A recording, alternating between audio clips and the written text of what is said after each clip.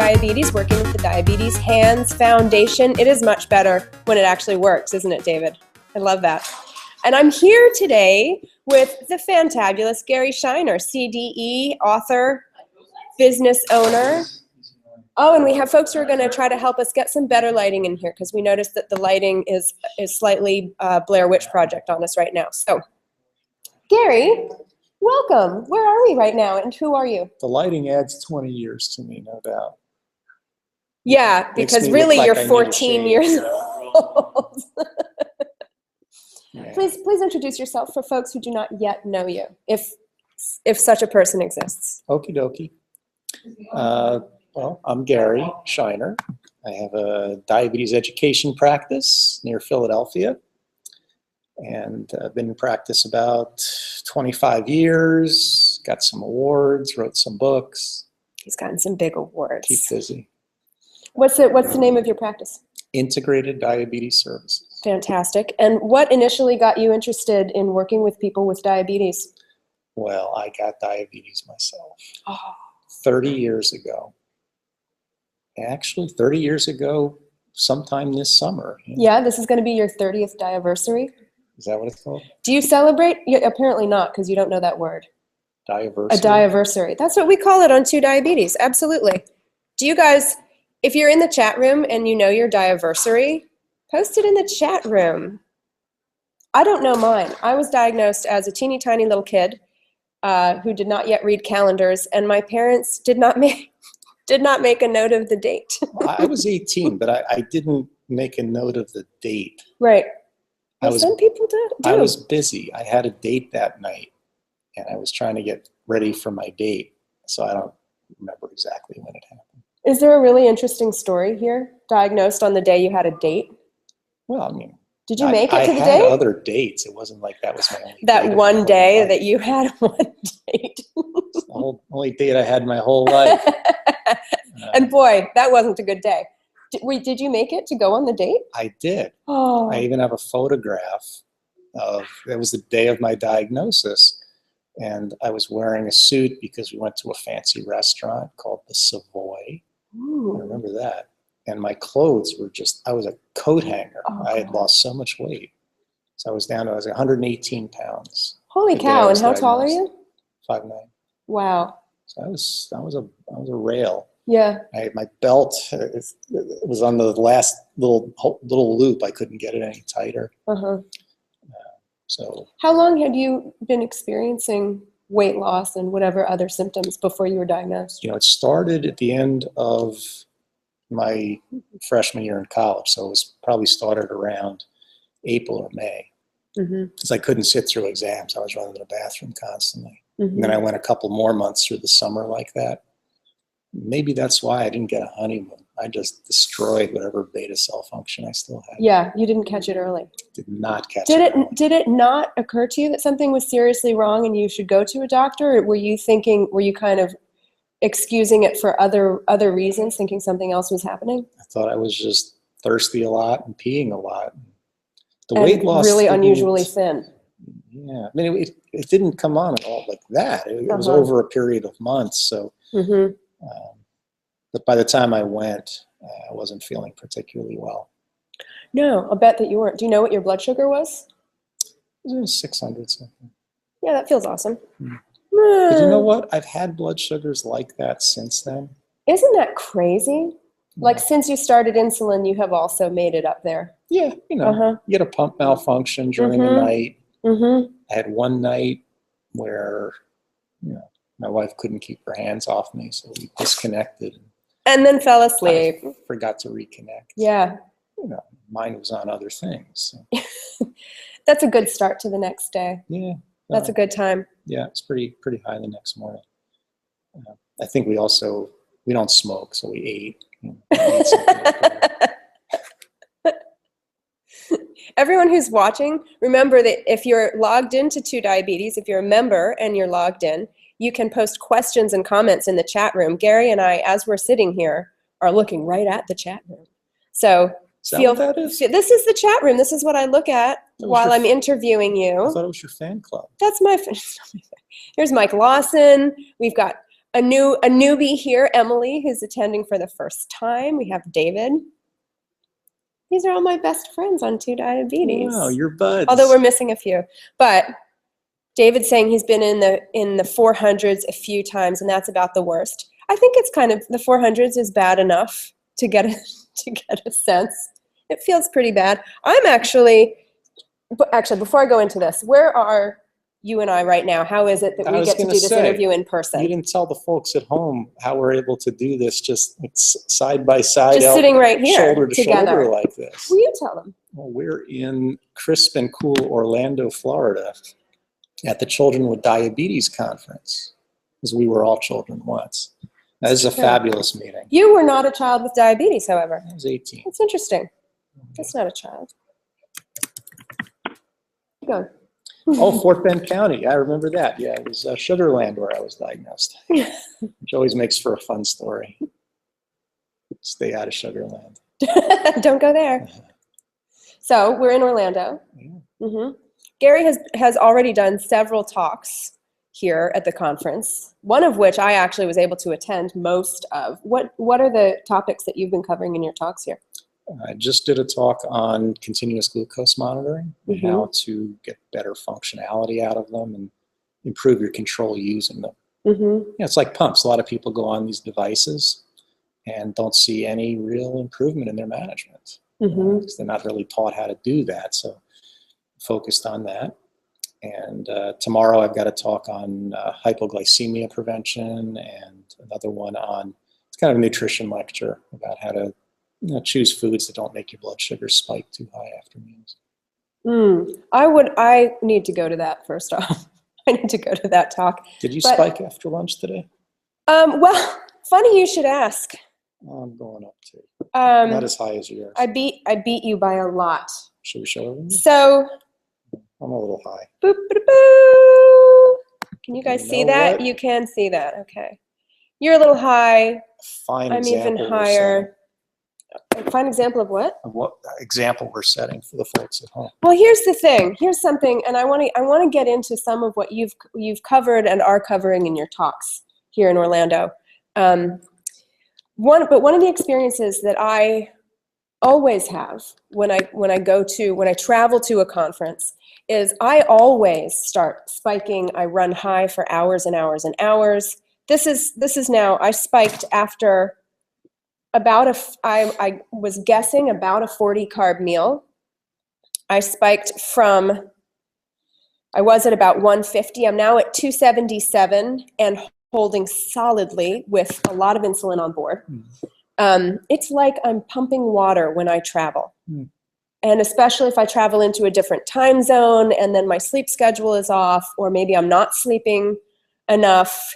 Give me a shout out if any of you have ever had this experience in the chat room. I think there's a lot of excitement in the air at these types of events. Yeah, it gets that us. too. It gets us jazzed up and a little adrenaline flow going all the time. I Right. think that plays a role. So I bolus and bolus and bolus like crazy. I'm talking about like in the course of 4 hours, I might do what is normally a 24 hours worth of insulin for me. And my blood sugar will stay high. It's as if I'm impervious to insulin. Well, what do you suggest? What do you suggest for something like that? I would look first at the insulin. You may have spoiled insulin, especially Maybe it went bad. the heat the way it is here. It's very possible. So that's tip number one. Maybe I actually am pumping water and not just joking about it. You sure you put insulin in the pump? I think it was insulin. I don't know. I had to change it really late last night. You had those little mini whiskey bottles from the plane. Which is which? Maybe you put whiskey in your pump. I don't think so. But I'll go back and check in my room. Double check. What other stress cranks it up? What other tips would you have for folks who have these persistent highs that maybe feel like potentially some serious insulin resistance or maybe adrenaline? How many good workouts have you had since you got here? Let's see. I got here Monday night, and the fitness center at the hotel we're staying at is closed for renovation. So I have gotten no good workouts since I got here. I did spend an hour walking quickly as quickly as I could walk, which for me it's better than nothing, but it's not as strenuous as I usually try to do. It's not an Emily workout. It's not my usual workout. But as a result, I did that yesterday morning. As a result, my blood glucose was not so bad yesterday. It was terrible the day before, and it's terrible today. You've been sitting a lot today? I have. This happens to me when I have to go to like advisory board meetings and I'm sitting and sitting and sitting. I have to crank up my insulin on those days. So if you're looking ahead to a day like that, do you like set a temporary basal rate that's higher than usual? How do you plan ahead for that? If I'm smart about it, I do. I don't always remember. Right. But when I think about it, I do. That's the thing. There's a lot of brain power, a lot of brain memory space that goes into diabetes management. Can we talk about that a little bit? I think that's a good topic. We have to plan ahead for everything. You gotta think, how's this going to affect me? How did that affect me already? It's a constant brain struggle. That's why, when Dr. Damiano has this cure for us, this bionic pancreas, we're going to unleash all this RAM in our brains that was being used for diabetes, and now we can start to use it for other things. We're all going to be so brilliant when we free up that brain space. That's right. We're going to utilize... I can't wait to be brilliant, you guys. Yeah, it's going to be like plugging in an extra 16 meg of RAM in our brains just for free. So we have a question from David. He asked it a few minutes ago. Now that the Invokana class drugs have been out there for a little while, what's the experience been? And you tried some of those, right? I did. There have been some studies that have come out recently, some that were reported at the ADA meeting. There's some fear now that a lot of type 1s can go into ketoacidosis using it.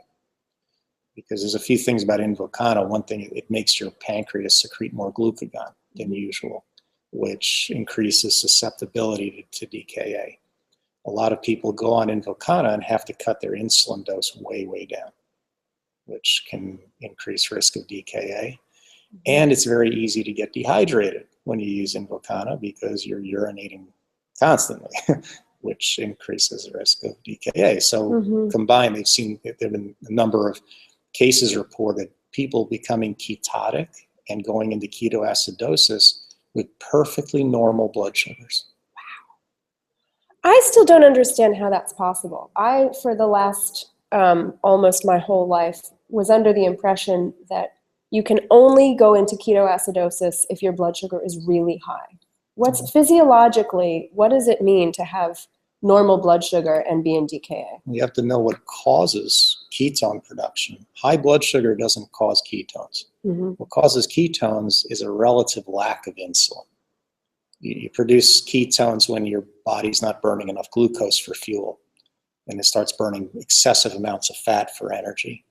At that point, ketones are produced because they're a waste product from fat metabolism. And if you're not burning glucose at the same time, those ketones accumulate. They build up into the body's fluids and tissues and change the pH level a little bit. Then if you throw dehydration into that mix, that's when it gets to be really dangerous. So now your body can't buffer those acids that are being created. And that's where ketoacidosis can happen. Is it kind of like being poisoned? It feels that way. People who are, I've never been in DKA, I've been ketotic, never been in DKA, but it's painful.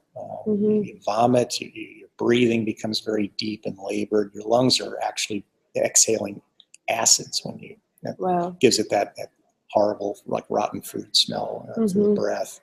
Muscles ache, headaches. People can become delirious. It's very unpleasant. It'll kill you if you don't do something about it quickly. It's got to be dealt with at the emergency room really, really fast by people who know what they're doing. So the Invokana, it still has potential in type 1 diabetes, but they're uncovering some issues, potential issues with it now. There's always been the fear that it affects kidney function. It shouldn't, because it's really a passive effect that's taking place. It's just allowing the kidneys to spill the sugar. Returning sugar to the bloodstream is more of an active process. So this medication is allowing more of a passive process to occur. I tried it. And it definitely lowers your blood sugar. You spill sugar in the urine constantly. Wow. More so when it's high, but even with normal blood sugar, you're still spilling sugar in the urine. So you can potentially wind up hypoglycemic from that. Mm-hmm. So all of your doses do need to come down, which then can contribute to the ketosis issue. Mm-hmm. Hydration is another issue because you're urinating so much more than usual. You have to replace that with water intake. So it's got its issues. Mm-hmm. People have lost a lot of weight with it, though. Anyone who's got serious weight loss needs, type 2s can definitely benefit from it. Mm-hmm. It lowers the blood sugar and contributes to weight loss. So eventually you may not need the drug if you lose enough weight. Right. Do you work with any people with type 2 in your practice? Some. Type 1 is our specialty, but Mm-hmm. we've got our share of type 2s. I'd say the majority of them are either on intensive insulin programs or pumps. And some of them just come to us for lifestyle type Mm-hmm. intervention. Between myself and our dietitian, we do work with some people just on changing daily behaviors and improving Mm-hmm. lifestyle. Do you find a big difference between treating people with type 1 and treating people with type 2 who are insulin dependent? Are they similar to treat? Do you do the same things with those two groups, or are they different? Most type 2s who are using insulin are on basal insulin only. It's a once-a-day injection. A lot of them also take other medications with the insulin. For those folks, there's not quite the level of intensity about the management, or the self-involvement. But once you get to a point, even with a type 2, if they're on a multiple injection program or they're on a pump, the management is very similar to type 1. They're a lot easier to manage. The blood sugar controls are generally more stable when they still produce a little of their own insulin. But typically, management is very similar. It's similar, yeah. I mean, I know we have a lot of members of type 2 diabetes, who have type 2 and wear pumps and CGMs, and it seems like their treatment needs are pretty similar to a type 1. Here's another question from Kayla. Gary, what is your recommendation for getting things back on track and back in the proper mindset when things have gone wrong diabetes-wise, and you just feel like giving up and you don't want to deal with it anymore? I'm sure you've never felt that ever. That's me. That you ask that question yourself, disguised as Kayla? Yeah, that's me. Now, when I figure it out for myself, I'll let you know. I find the best approach there is taking very small steps. We all have to, first off, accept it's okay to screw up. It's okay to fall off the wagon for a while. It happens to all of us. I think making a commitment to make one small change. We all do better when we succeed. Success begets success. Right. If you set these grandiose goals for yourself that you have no chance of really meeting, you're going to be disappointed. You're going to feel like a failure. But if you set one small goal that's achievable and is going to be beneficial for you, you feel good about yourself. It helps improve your self-esteem. And so if I was getting really out of shape and eating badly and not working out, I might just say, okay, you know what? I'm going to behave myself in the morning. I'm not going to snack between breakfast and lunch. I'm going to have a healthy breakfast. I'm just going to work on the morning. Take care of that. Or if I haven't been working out at all, I might just say, all right, this week I'm going to try to work out. And it's not going to be anything major. I'm just going to try to get out there twice, get a half an hour in, and then go from there. But everyone's got to start somewhere. So start with something small and achievable. Even if it doesn't make a major impact on your diabetes management, it's a step in the right direction. Right. And psychologically, it may make a big difference. As you said, that feeling of achieving a goal can help us feel like, okay, I am capable of doing the things that I intend to do. I think that thing about that we all sometimes sort of fall off the diabetes wagon or whatever is I feel like that's really important. And I feel like, at least for me, the thing that I try to recognize is that I'm always doing my absolute best, but my best changes from day to day. And sometimes it's heroic, and and I eat really well, and I feel like I did everything right, and it doesn't mean that my blood sugar is what I want it to be, but at least I put everything possible into it. And some days my very best is not that. And it's, I got out of bed and then I ate 5,000 grams of carbohydrate, which I knew was going to make me feel terrible, and I did it anyway. But I'm still doing my best because I got out of bed, and that was hard today. To me, keeping that in mind is useful. This is a new toy I've been playing with. This is the Afrezza inhaled insulin. I have never seen one of these in person before. It's a funny looking. If you remember, I wish I had my old Exubera inhaler, because that was the original inhaled insulin. It looked like a bomb. It was huge. You opened it up, it looked like drug paraphernalia from the 60s. This is the size of a whistle. This does not. It's very simple, very easy to administer. The insulin comes in these cartridges. These are 4-unit cartridges. But you got to think the new math. 4 units of this doesn't equal 4 units of injected insulin. Thank you. That confused me for a while. It equals somewhere between 2 and 2.5. Okay. That's from my experience and a few others. How it affects your blood sugar? Yeah. The advantage with this is that reportedly the insulin is going to work faster. It's microparticles, goes right into the lungs and absorbs through the alveoli. Blood picks it up immediately. So it does have a faster onset of action, and I have experienced that. So you have been using this? Well, I would say using. I have used. Okay. I've experimented a few times. So the times that I've done it, and I watch my Dexcom sensor, I notice my sugar start to come down almost immediately. It's within a few minutes. But it still seems to take a good 3+ hours to finish, which disappointed me. And it doesn't seem to drop a whole lot faster than I get with an injection. I'll still experiment a few more times. Does it start dropping sooner, but then the actual length of the drop is the same? I saw that rather than with a traditional bolus or injection, it's slow and then it drops quickly and then it levels off. With this, it just seemed to be kind of a diagonal line, fairly straight, consistent. Which to me, it's a little bit of an improvement, not enough to make me switch over. Right. Plus the dosing it's not really tailored to the type 1 market. You can't dose in precise increments. You can give small, medium, and large doses, essentially. Right. So they built and designed this thing for the type 2 population. But the data that I've seen is that more type 1s are actually using it than type 2s. Really? It's people like us who are a little OCD and just want to try everything and anything to see how it works. Right. It doesn't seem to be picking up in the type 2 market all that well. Interesting. David, I hope you have questions about that. David is one of our resident type 2s, and he has a question here. What is your take on early intervention with insulin for people with type 2 diabetes? Many, including Jocelyn, and I knew what you meant, David, and the Mayo Clinic are recommending it more and more. I think where it's appropriate, there should be no hesitancy to put people on insulin early on. Where I see too little emphasis is on healthy eating, exercise, and stress management. Those are still the most effective and potent tools for type 2 diabetes care.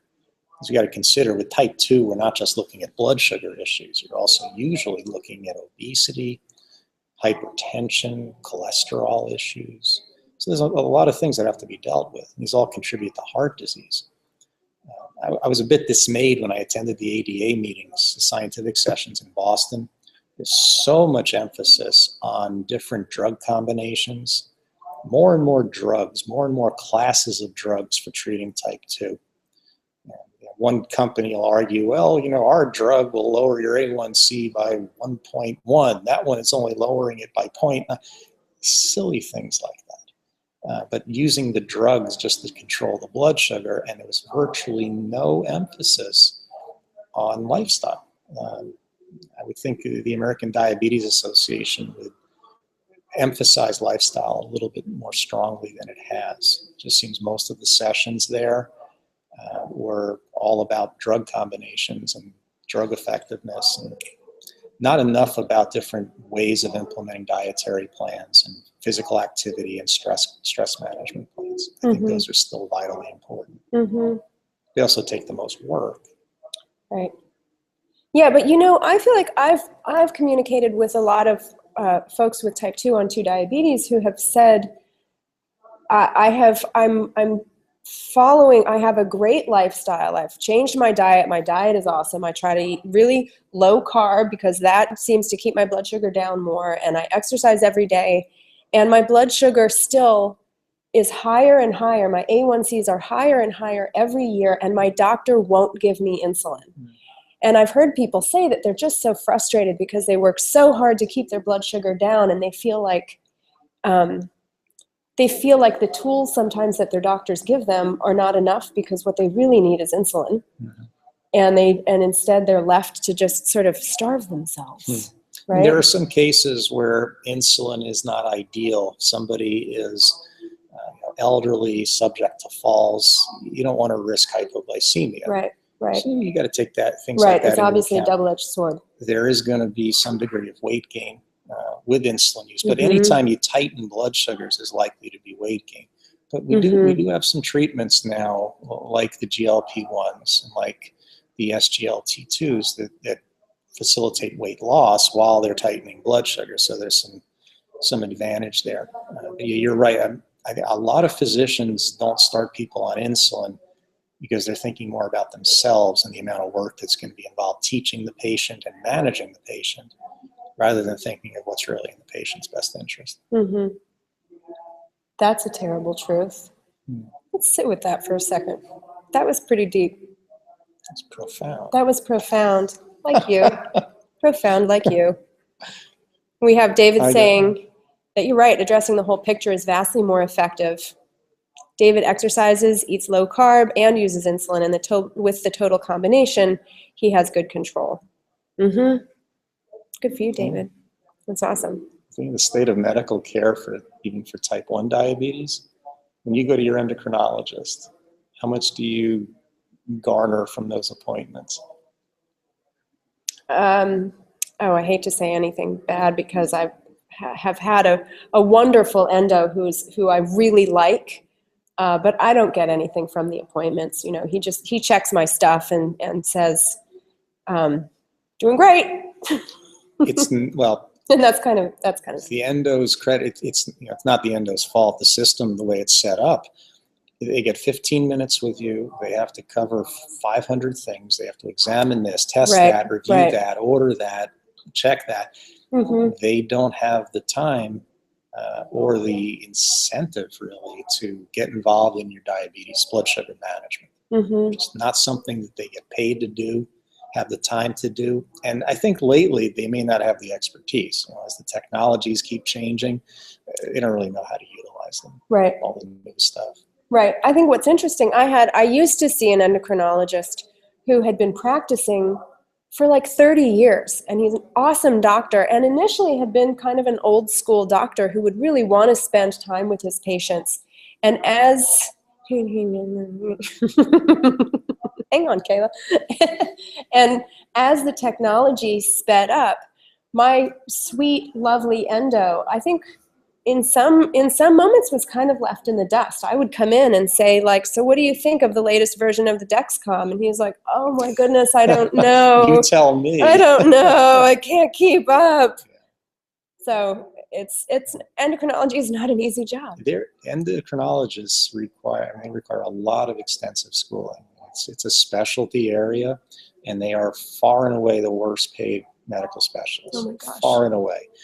And they have their malpractice premiums. They have decades of school to pay for. It's a tough field to get into. Yeah. You got to have a real passion for it. And the thing about that field that stands out to me, and I mention it periodically actually in some of these interviews, is that endocrinologists don't get to ever cure their patients. They don't ever get that wonderful feeling of, today I cured what ailed one of my patients. We always still leave with diabetes. Question from Kayla. Gary, would you ever consider taking dance lessons with Emily as your new exercise routine? I would work you so hard. You'd have to. So I took dance classes with my wife, and I needed, afterwards I needed to go to the gym because it didn't give me enough of a workout. Okay, so I have to say something about you and workouts. Yeah. Because I had been doing these live interviews with Gary for quite a while before we ever met in person. And I had only seen him in his professional garb at work. So you were, buttoned up and wearing a tie and looking lovely and usually eating something during our interview. You noticed drinking some Diet Coke or something. And the first time I ran into Gary in person, and you were wearing probably, a t-shirt or something, and I was like, holy crap, you're super duper buff. God. Gary Scheiner You're buttering me is up for something. Ridiculously fit. I'm not. I was just really blown away to actually see what you truly look like. Because of course you can't tell what we look like on the computer screen right now. We're both really amazing looking, by the way. She wants something. Typing math. I'm seeing now if there are any more questions. There aren't. No, I would love to take dance lessons. That would be fun. We would have a good time. For sure. When we used to go out swing dancing, I'd get a good workout because you can dance for Absolutely. a couple hours. It's like swing dance. That's really it's a fast good. dance. That's good exercise. Mm-hmm. Lessons, though, I couldn't get enough exercise doing that. Well, no, you have to do it slowly so that you can be absorbing information and practicing things slowly. The body doesn't just like, bang, bang, bang, I've got it fast. Mm. That's why even though I dance, I also have to go to the gym. So I would dance with you for exercise, but I don't think the dance lessons would do it. Okay. Well, let's do that tonight. There's an event here at the conference tonight. Big banquet. A banquet, and I think dancing afterward, and we'll see if we can get my dang blood sugar down at that point. So folks, I started this interview at 277. I'm now at 260 with like 4 cups of insulin on board. All right, I started at 220. I'm down to 191. Nice work. Thing. Go team. We're getting there. So I wonder if you could take us through some of the talks that you are giving at this or have given at this conference and give us a few tips kind of on each topic that you're presenting. Sure. Well, the first one was on exercise and blood sugar control.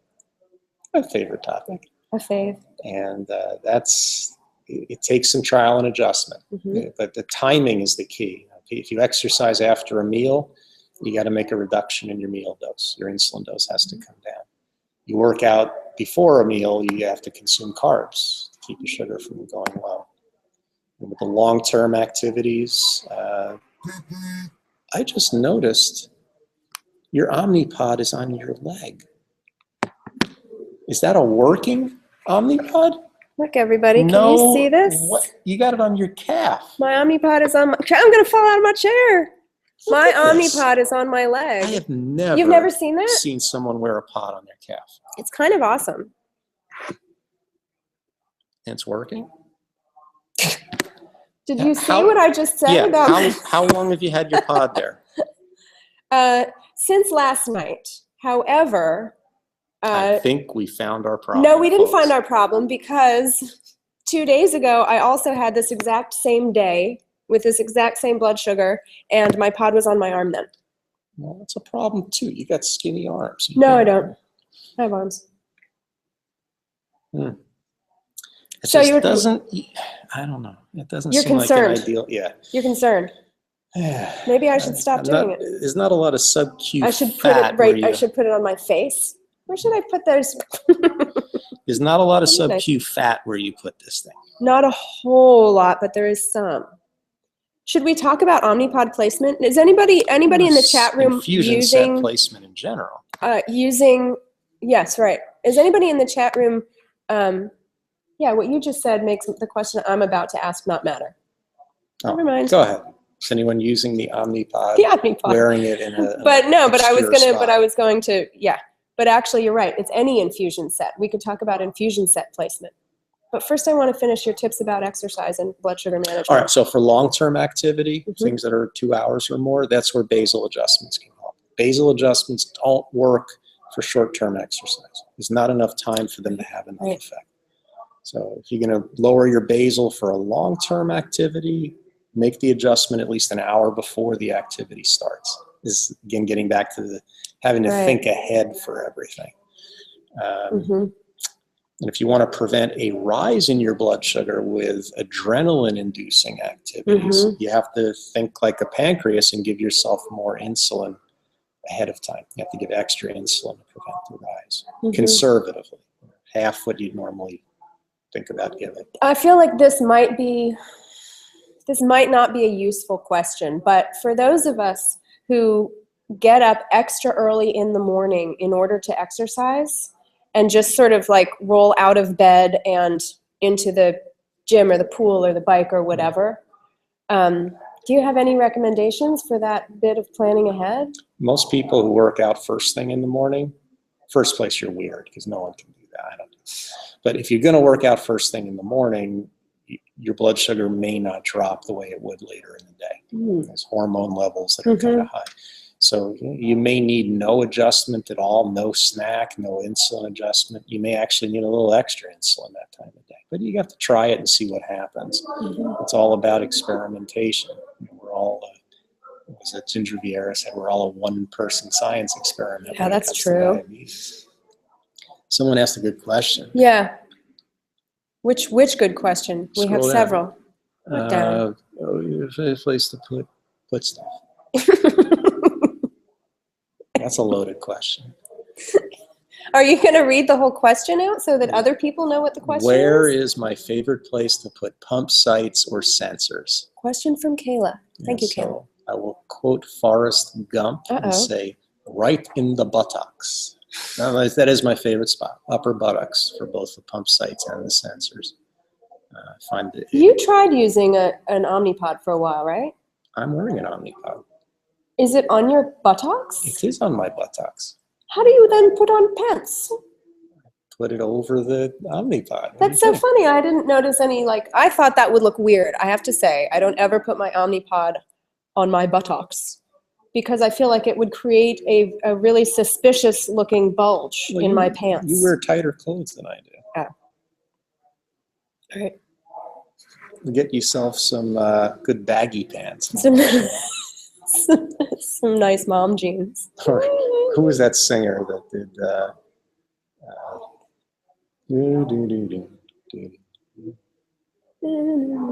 I do not know. We have some more questions. We have some really great questions coming in here. David says, new things keep appearing all the time. Afrezza, Invokana, new insulins, new devices. What do you predict will be the next exciting development? The next exciting development will be some form of an artificial pancreas. That's an exciting development. The things that are coming out now are just buzzers and whistles. You think they're moderately updated or improved versions of things we already have? Yeah, I mean, there's little things like we're going to have a much better glucagon soon. Have a nasal glucagon or a pre-liquefied glucagon. That'll be. But when you talk about a major improvement, the next thing is going to be a closed loop system. And I gotta say, I love the glucagon insulin combination in that system because the insulins we're using now are still just too darn slow. Can't withdraw them fast enough. Can't get them to work fast enough. Lilly's working on something called a companion molecule that hopefully will make the insulin faster, but we've heard things before that never panned out. Do you have any predictions about when this wonderful artificial pancreas? We've all thought that it was right around the corner for a very long time. Is it right around the corner yet? So we can see the corner. We can see the corner. Yeah. Okay. I think there's a little bit of there's now a time crunch for all these companies to make as much money as they can before the artificial pancreas is here. But we're looking at before the decade's up. Awesome. I think. That's not bad. I take that.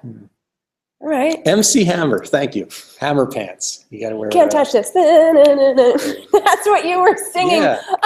Bagpipe Girl is a musician, and you're spectacular. She even from and the she tune got I from that funny little bit of humming. Can't touch this. Yeah, now I get it. Yeah, so picture Emily in MC Hammer pants, the big puffy ones. Big puffy Your pants. pod wouldn't show no matter with where little you had pictures all over. You're right. I could have it in my knee where there's no subcutaneous fat at all. Yeah, they'd be pod pants. So ill-advised. How do I ask Gary or Emily whether they can sleep on the... You've done it, my friend. Can you sleep on the sensor and Omnipod when it's on the buttocks? Do I look like I've slept in years? Apparently you can't. Sleep fine. It doesn't get in the way at all.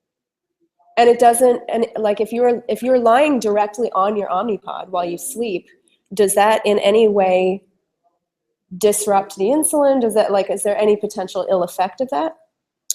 If you're laying directly on it, you can crimp the cannula a little bit. Because you're sort of smushing it? Yeah, where I place it, it's right below my belt line. Uh-huh. So when I'm sleeping, even if I roll around, I'm never laying directly on it. Right, right.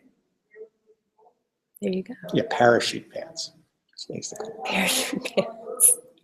You look good in parachute My pants. sister used to have a pair of parachute pants. She's five years older than I am, and boy, did I envy those parachute pants. They weren't in style by the time I was old enough for my parents to buy me something that might be fashionable.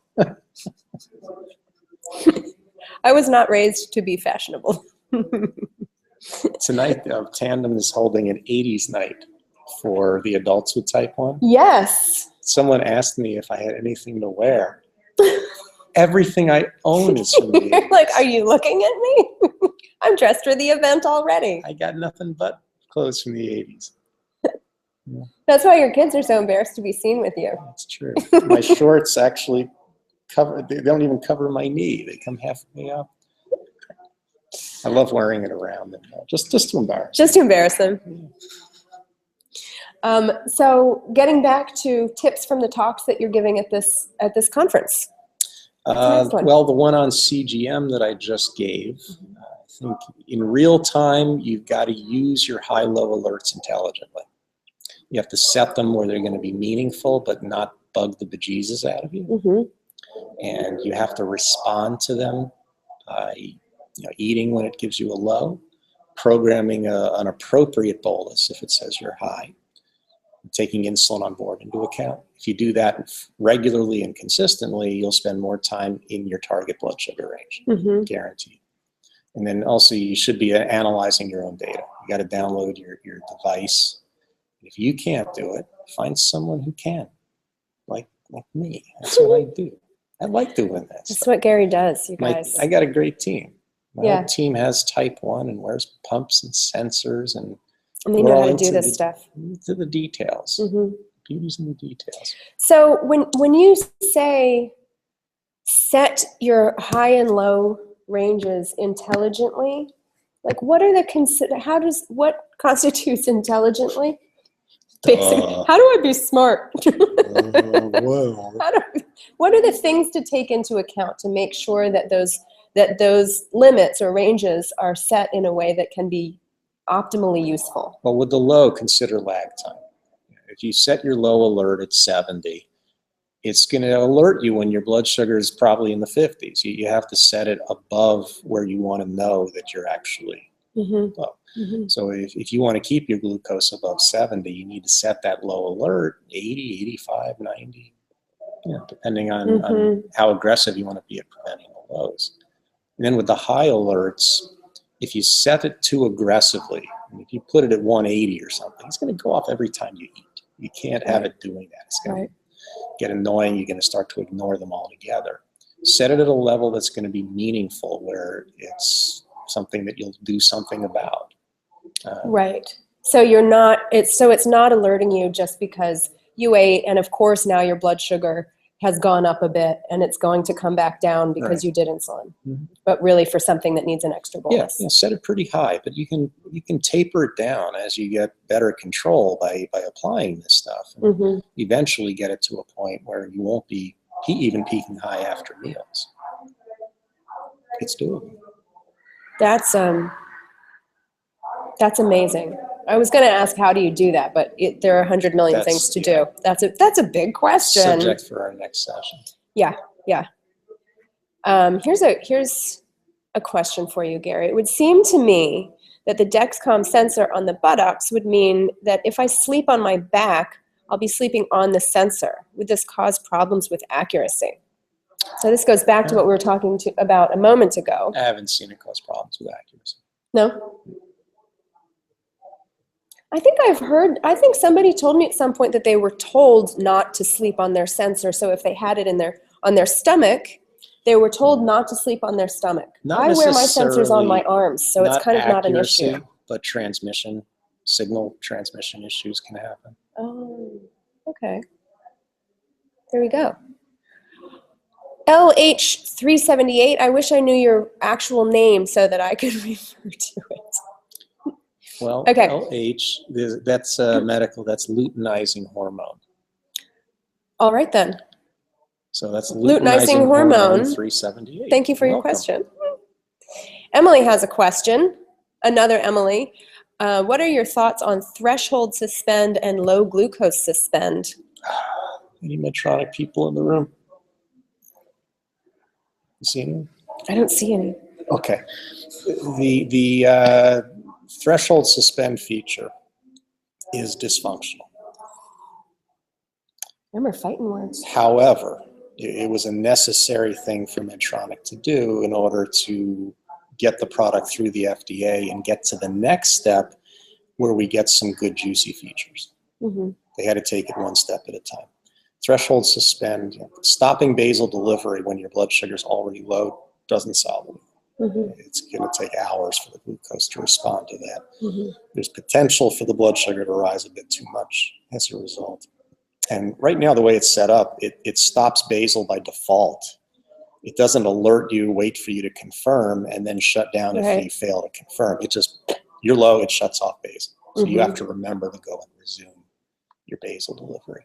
Plus, given, there's still accuracy issues with the Medtronic sensor, at least relative to Dexcom. And there's a lot of false alarms where it thinks you're low and you're really not, so it keeps suspending your basal inappropriately. Best way to handle a low is get notified that there's a problem and eat something. That's the way to deal with a low. But again, it's a necessary first step to get to the next step, which is a biggie, which is where we prevent the lows. Mm-hmm. And then the next step after that is more of an autopilot through the night. So it was a necessary first step. So I guess it's kind of a gutsy move on their part to have to do that. But I don't think it's very helpful. And unfortunately, I think, getting things through the FDA a lot of times does require some real strategery that sometimes feels like it's the strategy of it is not necessarily in the best interest of the patient. I like that word. Strategery? You just made that up, didn't you? No, not just now. I made that up years ago. I made that up long enough ago that I forgot that I made it up, and it's not actually a word. So I'm searching for something quickly that I wanted to reference back to as you're talking. And while I'm doing that, tips from your talk tomorrow. Hypoglycemia prevention. That's right. All right. Well, there's two parts. There's prevention of lows and treatment of lows. Prevention of lows, the number one most important way to prevent low blood sugars is to be on an insulin program that makes sense. And a lot of people still are not. Even people on pumps never got their basal rate set correctly. It's necessary to do some testing and get those basal rates fine-tuned. Mm-hmm. Make sure the bolus doses are right. If you're on injections, that program needs to be set up properly. Treatment of lows, I would say forget the old 15 grams, wait 15 minutes approach. It's inappropriate for 90% of people. You can't treat a 50 or a 50-pound child the same as a 250-pound adult when it comes to treating lows. It needs to be customized. Wait, so does that mean, I love to hear this because I've never manage to have 15 grams of carbohydrate and then wait for 15 minutes. So is it cool if I have 528 grams of carbohydrate at 3 in the morning and then just go ahead back to sleep? Should that probably work? So you go downstairs in the kitchen the next day and you find all the empty wrappers and boxes on the floor. Empty jam jars. Just bones. That's my from go-to. Animals that not found their way into the I'm a kitchen. vegetarian. Right. Well, but when you're low, you'll eat anything. You can't go by this just straight 15 grams. It depends on the person and the situation. We're beyond the point where everyone should be dealing with it the same way every time. The bigger you are, the more carbs you need. The lower you are, the more you need. And the faster you're dropping, looking at your sensor, the more carbs you need. Right. So customized approach is much better. And always use high glycemic foods. Dextrose is the key. If you can use food that has dextrose in it, that will raise you faster than anything else. So besides the tablets, you can still use Sweet Tarts, Smarties, Nerds, Runts, Airheads, Pixie Sticks. Stop calling straws, me that. The straws full of powdered sugar. Yeah. Flavored sugar, Pixie Sticks made with dextrose. They are? That's fast. Oh my gosh. Yeah. Suck a few of those straws down. So you don't recommend things like chocolate? No, I recommend chocolate. I recommend chocolate, just not when you're low. Right. I love chocolate. When you're low, chocolate, anything with fat in it's going to really take a long time to work. Milk is not a good choice. Dairy products in general. Crackers and peanut butter? Crackers alone, better than the crackers and peanut butter. But the dextrose is still your gold standard for treating high dose. Awesome. So we started a thread back when we were going to have a live interview with you in June that had to be rescheduled. One of our members started a thread with some questions to ask you. We had technical problems. It was so sad, but we're here now. Yeah. So Richard Vaughn, a much beloved man. Yeah, he's here. He did a talk yesterday, you guys, and I was not able to see it because I had a meeting that ran overtime. I was so bummed. But Richard was here speaking yesterday at Friends for Life. And he had a question for you about scar tissue. So let's see. How do you detect scar tissue? What does it look like? And does it ever go away? And I'm thinking this is specific to scar tissue related to insulin therapy. Scar tissue is probably a misnomer. We're not really talking about scar tissue. We're talking about something called lipohypertrophy. And that's an inflaming of the fat layer under the skin. It's not really scar formation. It's an inflammation? Yeah. I did not know that. Yeah. I know the word. I didn't know that's when you inject insulin into the same local area of fat repeatedly over a long time, those fat cells start to enlarge, inflame. So that does not have to do with the fact,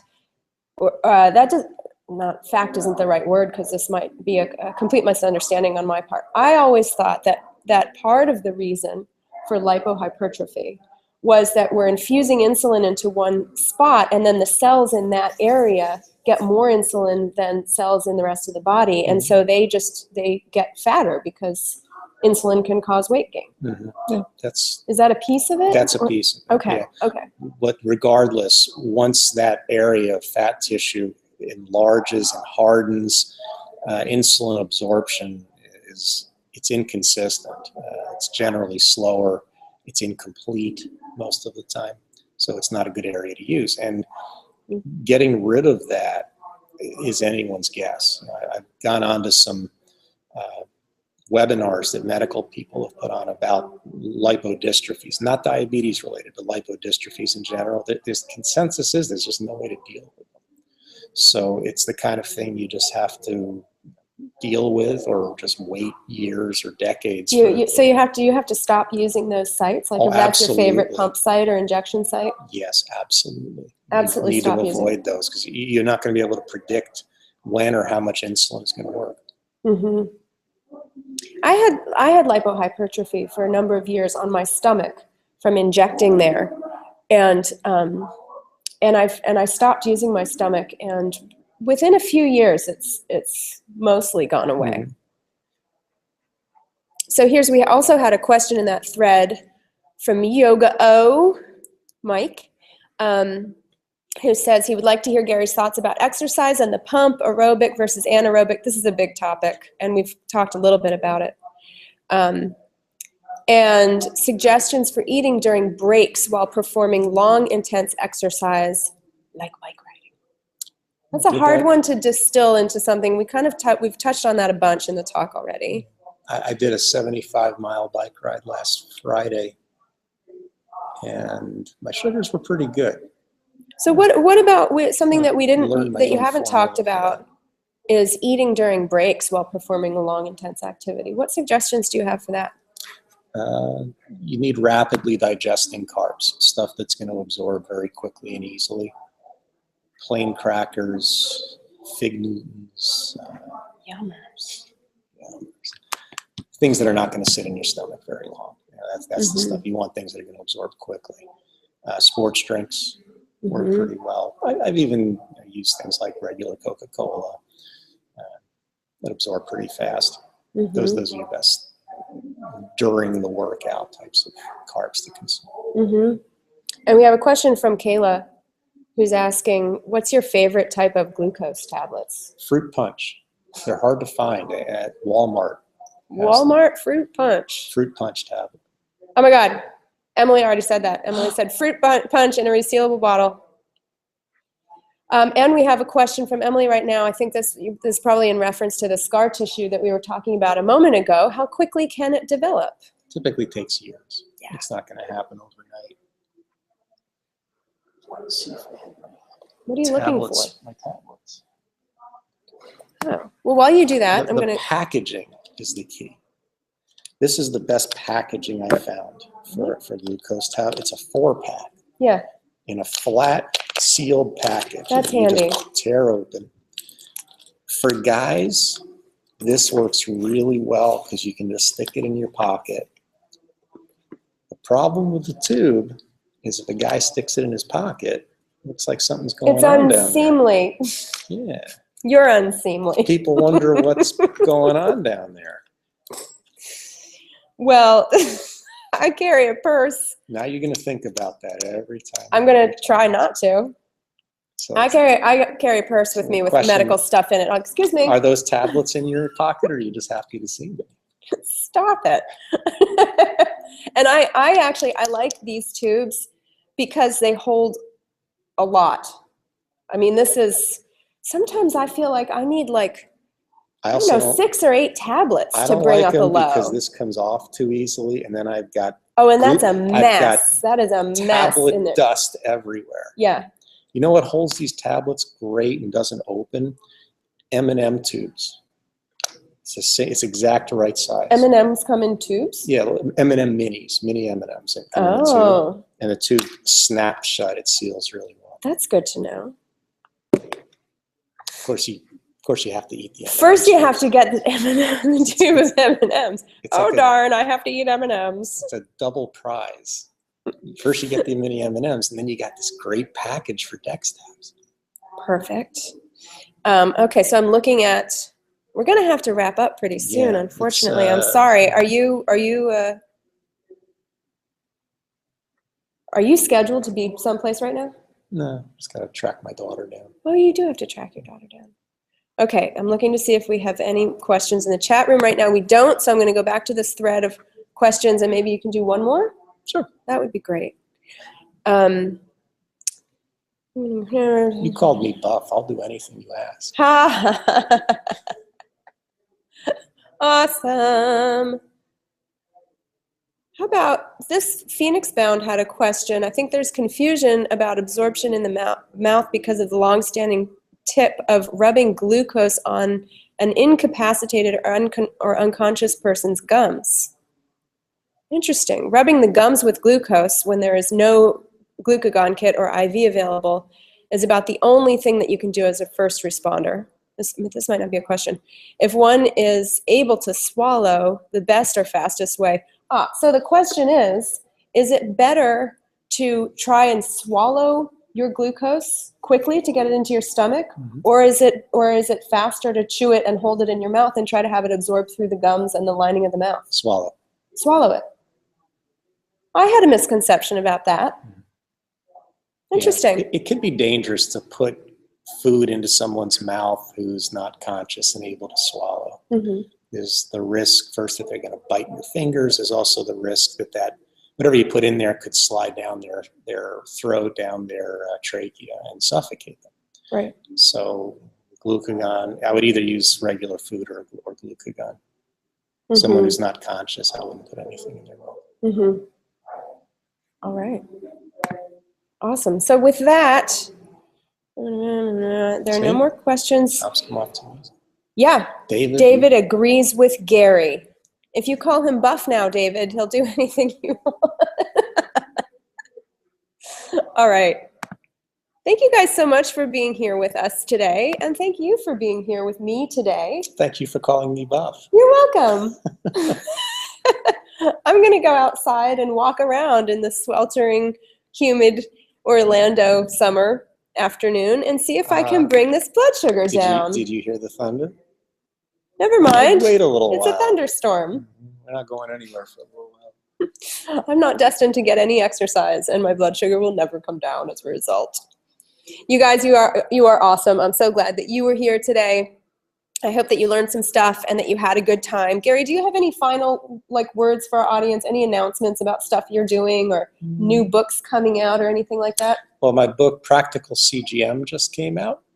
Awesome. The American Diabetes Association published that. Nice. It's for the higher level patient. It's for patients who really get it and understand technology pretty well, who want to make better use of CGM and be able to interpret their data, etc.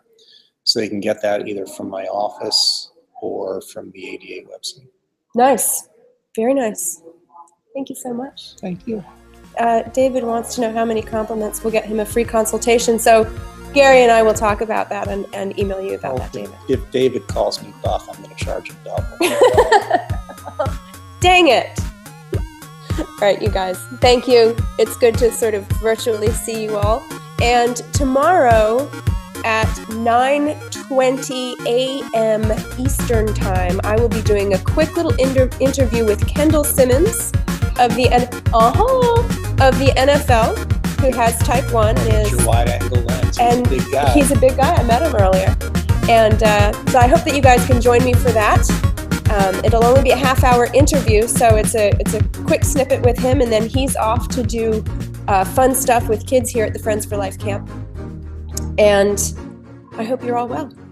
See you guys later.